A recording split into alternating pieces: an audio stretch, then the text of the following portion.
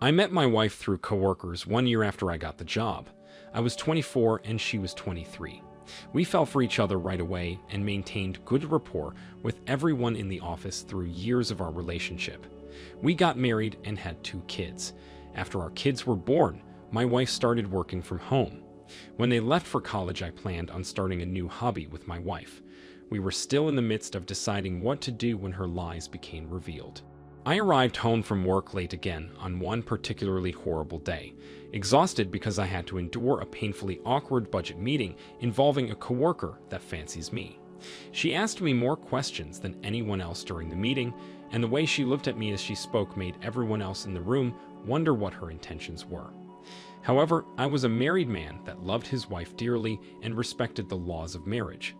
So even when this woman entered my office to properly ask me out on a date, I kindly declined and showed her my wedding ring. She was surprised and apologized, claiming that she didn't notice my ring before. She said she was going through a divorce herself with someone else in the office. She invited me to call her if I ever felt like getting out of the house for a few hours. Fast forward a few months from that day to the day I arrived home from the meeting, where she was clearly still attempting to get my attention. I walked straight up the stairs to our bedroom like I always do, pushing the door open to find my wife having sex with a man from my office. I involuntarily screamed, which made my wife start yelling in alarm and sent the intruder flying out of our house. Hardly thinking about it, I heaved my briefcase at his head, hitting him repeatedly with it as he scrambled to get off my wife.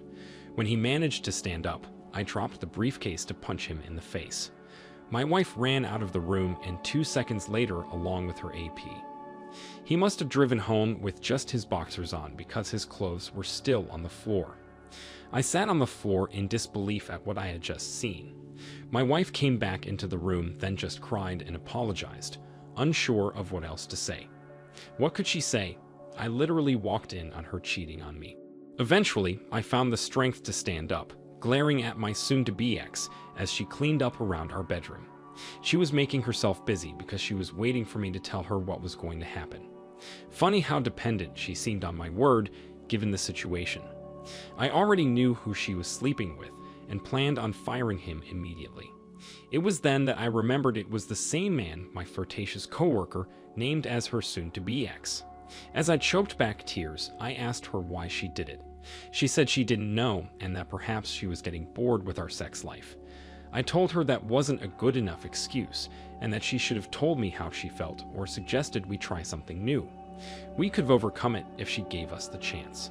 Well, just as I feared, it turned out this affair was going on for some time. Without my wife's knowledge, I told her parents what was going on. They wouldn't allow her to come live with them, so I decided to stay in my parents' guest house until I could prove her infidelity in court. I was worried about how I was going to prove it, but that's when my flirty coworker came to my rescue. After I told her I found her soon-to-be ex with my wife, she explained that she was divorcing him because of videos and incriminating texts she found on his computer. They were all between him and a woman she didn't know, but now she knew it was my wife. She apologized that I was going through the same thing as her and that she couldn't have warned me sooner. She provided me with copies of the incriminating evidence to use in court against my wife. As my wife moved into the small and filthy apartment she could afford, her infidelity in our marriage was proven and the divorce was finalized. She expressed her constant emotional torment and desire to take back everything she had done. Our adult children and her parents haven't spoken to her or visited her. Thankfully, I'm still managing my department at work and quite well off. My children visit me often, and we've all managed to create a new life that doesn't involve my ex-wife or the sorrow that she could have brought upon us. OP, I'm so sorry you went through this. It's so fortunate that things worked out the way they did. You're a wise man made wiser by having to endure this life challenge. She used the poor and selfish excuse of boredom to betray you and break her marital vows. She was well aware of what she was doing, and you most likely did the best thing you could have done by divorcing her so you could move on with your life. Although your children were adults, it's apparent that what she did affected them as well. Thank goodness you've all managed to create a new normal and live a happy life. I wish you all the best of luck and good fortune. Now for today's second story. My wife was 35 and I was 36 when she was informed of an upcoming high school reunion. We arranged for a babysitter for that night and immediately started looking forward to it. I wouldn't know anyone, but it was really exciting for me to get to meet her old friends. I met my wife one fateful night in a bar that was on the same street we worked on. She worked as a hairdresser, and I worked in a print shop. The first thing I noticed was how beautiful her hair was. Then I saw her eyes, and I knew she was going to be a fascination of mine for an unimaginable length of time. The first thing she said to me was that I needed a haircut, but I'm getting off topic. We were married and welcomed 2 kids into the world. Our marriage wasn't perfect, and there were a few times we considered taking time apart, but as soon as it came time to pack a bag, neither of us could do it. There wasn't any infidelity at this point, so it felt like any disagreement or issue could be resolved and worked through. That's how marriage is supposed to work, isn't it? Our kids had a good childhood and never had to hear loud arguments. They were 13 and 16 when we started planning to attend her high school reunion. 2 weeks before the reunion, my wife added many high school friends to her Facebook. More than one of these were men, but most of them were married as well. I had no suspicions of anything until I heard the dings start. Multiple times throughout the time we were home from work together, I heard her phone ding. I started thinking I heard it when I was in the shower or on the toilet. I heard it while she was cooking, and as we said goodnight to our kids.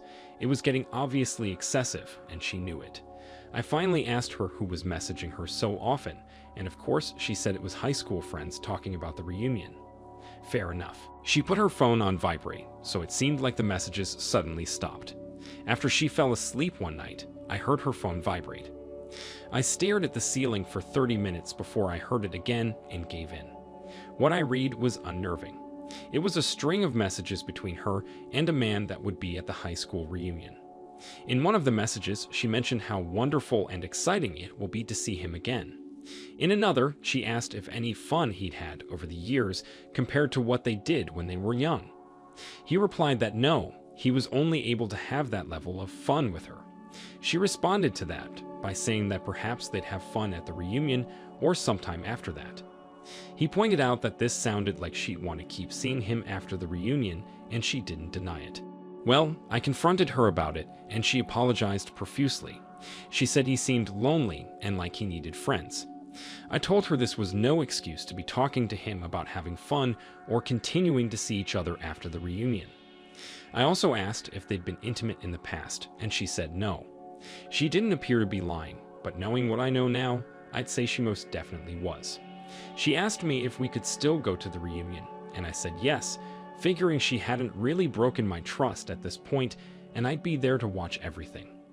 Little did I know she continued talking to that man, maybe even more than before. She had her hair and nails done before the night out. During the night in question, it took the man a few minutes to get up the nerve to reintroduce himself to my wife while I stood beside her. I hated the feeling he gave me. He could barely look at me, and I could see how desperate he was to connect with my wife. She looked at him similarly, but with more care about me. She introduced me kindly, but that didn't faze this man. He sat close enough to maintain conversation with her, and throughout the night, everyone drank except me. My wife was visibly intoxicated by the time I had to go to the bathroom. I told her I'd be right back. When I came back out, she was gone, and so was he. I looked around and asked one of the women from the reunion where they went. She said they stepped outside for a cigarette. My wife didn't smoke, but I thought maybe she just stepped outside to keep him company. When I went outside, I didn't see them anywhere. I checked the inside of all the cars in the parking lot. I tried calling her cell phone and she didn't answer. I was stumped and angry. I waited 45 minutes before finally getting a text from her. It read that she'd agreed to go with the man to the gas station down the road, but since they were close to our house, he was planning to drop her off there. I knew this was bullshit. I arrived home 10 minutes later to find that the babysitter had left and our kids were asleep.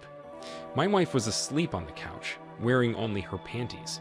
I woke her up immediately and demanded an explanation. She was so out of it, but honestly, a part of me believed she was faking it.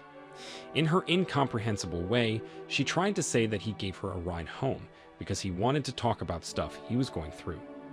Trying to get more out of her while she was like this was impossible, so I waited until the morning.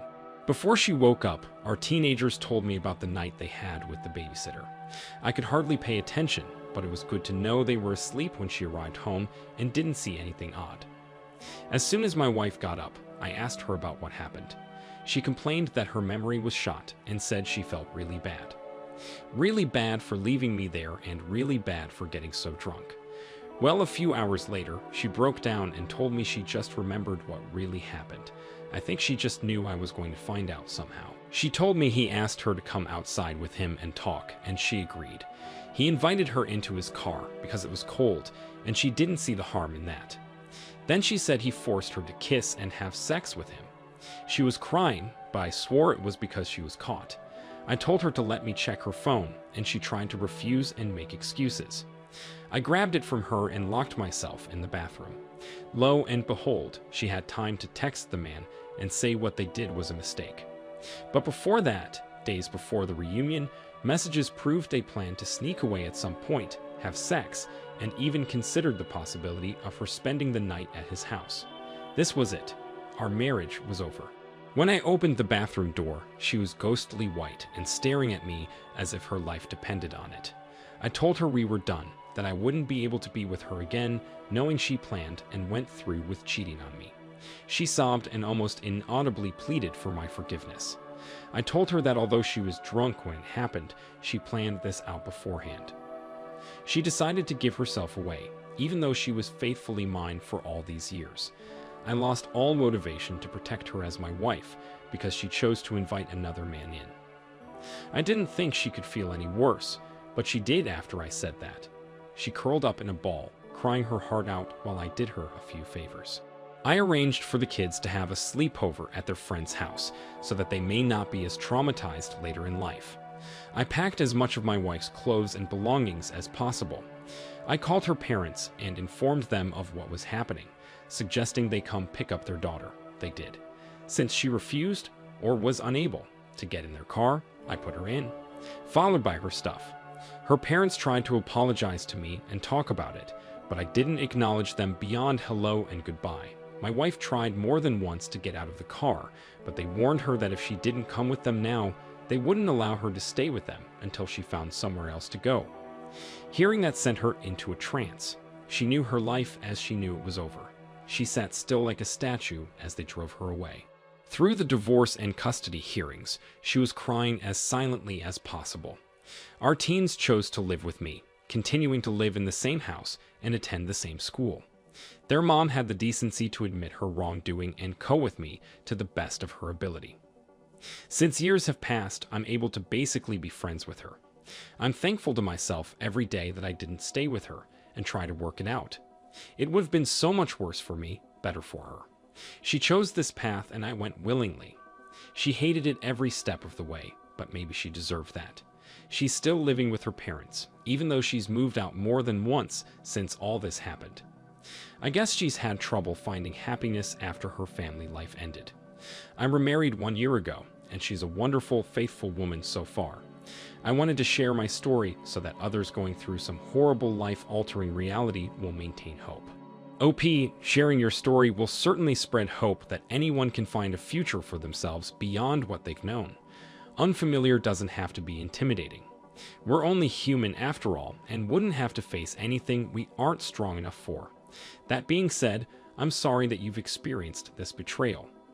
Even when reality sank in, you stuck with the decision you needed to make for yourself. It can be extremely difficult to see past emotions and what you've become accustomed to. But when someone has broken trust like this, sometimes the only option is to start over new. Rely on yourself, family, friends, and professionals for support and advice. There's always a way to keep moving forward in life. Thank you for sharing your story. I wish nothing but good fortune for you and your kids. Thank you for taking the time to listen to today's stories. If you enjoyed listening, please feel free to like and subscribe if you haven't already. Also, comment below with your thoughts on what happened. Take care.